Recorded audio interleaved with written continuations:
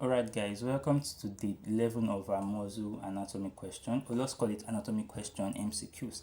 So let's get right into it. A 23-year-old male is brought to the ER after sustaining a fracture to the surgical neck of the humerus. On examination, he exhibits weakness in the lateral rotation of the arm.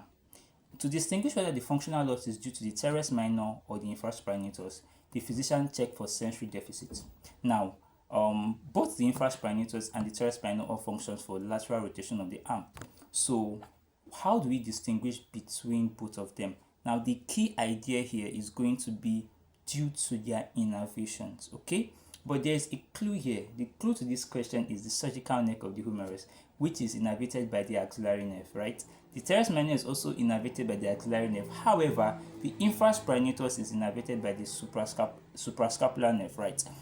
So, what actually removes sensation, okay, in the lateral aspect of the arm is the axillary nerve, which is supplied to the deltoid and the teres minor. So the answer here, looking at the options, the medial aspect of the forearm is innervated by the medial branchial cutaneous nerve, which is a branch of the medial aspect of the branchial plexus. The lateral aspect of the shoulder is the answer because obviously the deltoid sits at that place and it is innervated by the axillary nerve. Same with the teres minor.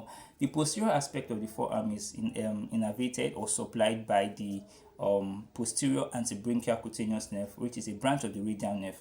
And then we have the tip of the shoulder over the acromion, which is supplied by the supraclavicular nerve, yeah. So the answer is B, the lateral aspect of the shoulder, right? Alright, so how do you distinguish between both of them? You check their innervations. Both of them have the same functions, lateral rotation, but through their innervation you can distinguish between the infraspinatus and the teres minor. Don't confuse it again.